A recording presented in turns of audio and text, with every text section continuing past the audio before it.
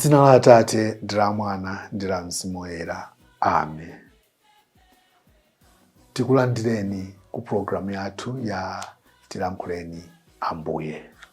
Lero ndi lachisanu, msabata ya 4 ya nthawi ino ya Pasaka. Ndipo mawu oyamba akuchokera m'buku la Ntchito za Atumwi mutu 13 kuyambira ndime ya 26 kulekeza ya 33. Amene akutiwerengera mawu oyamba ndi a Steve Banda kuchokera ku M'busa Wabwino Parish, Nsanje, Diocese ya Chikwawa. Ndipo uthenga wabwino uchokera mu uthenga umene adalemba Yohane Woyera mutu 14 ndime ya 1 mpaka 6. Amene akutiwerengera mawu a mthenga wabwino komanso kutigawira mawu ndi a Monsinyo Patrick Tawale kuchokera ku St Andrew Kagwa Parish mu Archdiocese ya Lilongwe. Mawu oyamba. Mawu a m'buku la Ntchito za Atumwi. Mu nyumba ya mapemphero ku Antiokeya dera la Pisidia, Paulo adayimirira nakweza dzanja kuti anthu akhale chete. Ndipo adayamba kulankhula adati, inu abale, zidzukulu za Abrahamu ndi ena nonse oopa Mulungu. Uthenga wa chipulumutsowu Mulungu watumizira ife. Anthu okhala ku Yerusalemu ndi akulu awo sadazindikire Yesu, ndipo sadamvetse mawu a aneneri amene amawerengedwa tsiku la Sabata lililonse. Komabe pakumzenga mlandu Yesuyo kuti aphedwe, adachitadi zimene aneneri adaneneratu. Ngakhale sadampeze konse chifukwa chomuphera, komabe adapempha Pilato kuti Yesuyo aphedwe. Ndipo atachita zonse zimene zidalembedwa za iye, adatsitsapo pa mtanda paja namuyika m'manda. Koma Mulungu adamuukitsa kwa akufa. Ndipo pa masiku ambiri adakhala akuonekera kwa anthu aja amene adamperekeza ku Yerusalemu kuchokera ku Galileya. Amenewo ndiwo amene akunchitira umboni kwa anthu tsopano. Ndipo ife tikulalikirani uthenga wabwino kuti zilipo zimene Mulungu adawalonjeza makolo athu. Tsono zimene adawalonjezazo iye wachitira ifeyo, zidzukulu zawo, pakumuukitsa Yesu kwa akufa. Monganso mudalembedwera mu Salimo lachiwiri kuti, iwe ndiwe mwana wanga, ine lero ndakubala. Mawu a Ambuye. Tithokoze Mulungu. Ambuye akhale nanu, akhalenso ndi mzimu wanu. Mawu a mu uthenga wabwino monga adalembera Yohane Woyera. Ulemu kwa inu Ambuye. Yesu adauza ophunzira akewo kuti, mtima wanu usavutike, khulupirirani Mulungu, khulupirirani inenso. Nyumba mwa Atate anga muli malo ambirimbiri okhalamo. Ukadakhala kuti mulibe malo, ndikadakuwuzani.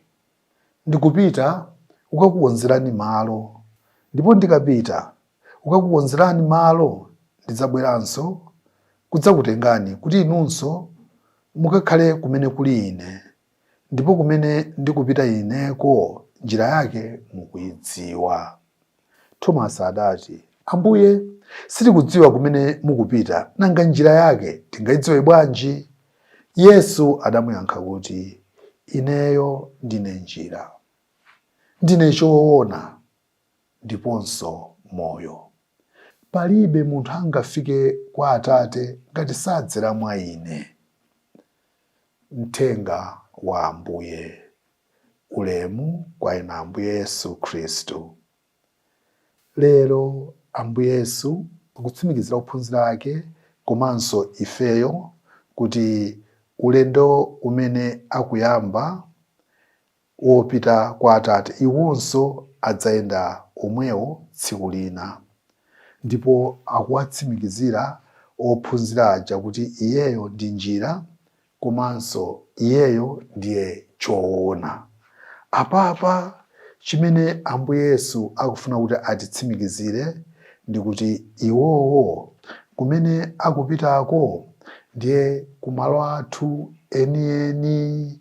Ndipo pamene akukamba Ambuye Yesu kuti iwowo akatikonzera malo, ndipo akutitsimikizira kuti m'nyumba mwa abambo ake muli malo ambirimbiri, zikutanthauza kuti Mulungu amalandira aliyense, osati olungama okhayi, koma onse okhulupirira, onse akufuna kwabwino.